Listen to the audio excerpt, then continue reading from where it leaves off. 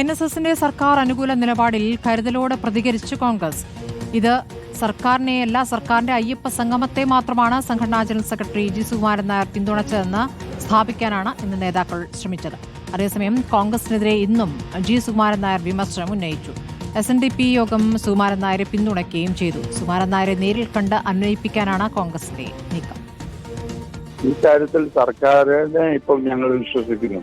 സ്ത്രീപ്രവേശനമല്ല മാത്രമല്ല, അതിനകത്ത് പല ആചാരങ്ങൾ നിലനിർത്തി പോകണം, അനുഷ്ഠാനങ്ങൾ നിലനിർത്തി പോകണം. വിശ്വാസത്തിനെതിരായിട്ട്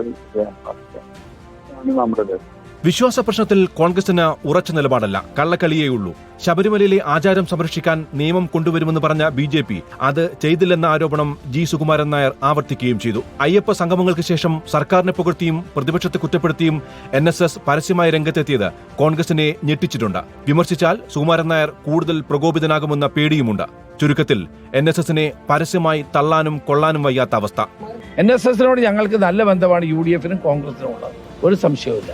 പിന്നെ ശബരിമലയുടെ കാര്യം വരുമ്പോൾ അവർക്ക് അവരുടേതായ എപ്പോഴും അവരുടേതായ ശബരിമലയ്ക്ക് വേണ്ടിയും അവരുടെ ആചാര സംരക്ഷണത്തിന് വേണ്ടിയും NSS എന്നും നിലകൊണ്ടിട്ടുണ്ട്. അപ്പോൾ അതിന് അങ്ങനെ ഉണ്ടാവും. ഇക്കാര്യത്തിൽ എന്തെങ്കിലും എന്താ പറയുക ഗ്യാപ്പ് ഉണ്ടായിട്ടുണ്ടെങ്കിൽ അത് ഞങ്ങൾ ചർച്ചയിലൂടെ പരിഹരിക്കും. ഒരിക്കലും UDFന്റെ വിജയസാധ്യതയെ തല്ലിക്കെടുത്തുന്ന ഒരു സമീപനവും അധികമെടുക്കില്ല എന്നാണ് ഞങ്ങളുടെ പൂർണ്ണ വിശ്വാസം. അതേസമയം തന്റെ നിലപാടിലേക്ക് ജി സുകുമാരൻ നായരും വന്നതിന്റെ സന്തോഷത്തിലാണ് SNDP യോഗം ജനറൽ സെക്രട്ടറി. NSSന്റെ ഈ അഭിപ്രായം ഉണ്ടല്ലോ, ആ അഭിപ്രായത്തിൽ ഞങ്ങൾ ഒരു വിരോധമില്ല. ആ അഭിപ്രായത്തിൽ ഞങ്ങൾക്ക് ഇഷ്ടമുള്ള സ്വാഗതം ചെയ്യണം. സ്ത്രീ പ്രവേശനം പാടില്ല. ഇപ്പൊ ഗവൺമെന്റിനെ സ്ത്രീ പ്രവേശനം എന്നുള്ള ആശയം ഉപേക്ഷിച്ചു എന്നുള്ള ഉറപ്പ് കൊടുത്തു എന്നുള്ള അദ്ദേഹം തന്നെ പറഞ്ഞിരിക്കുകയല്ലേ. അപ്പോൾ പിന്നെ സ്വാഭാവികമായിട്ടും ഗവൺമെന്റിനെ എതിർക്കേണ്ട കാര്യമില്ലല്ലോ. അതുകൊണ്ട് എതിർക്കുന്നില്ല എന്ന് പറഞ്ഞു. അതിലെന്താ തെറ്റ്?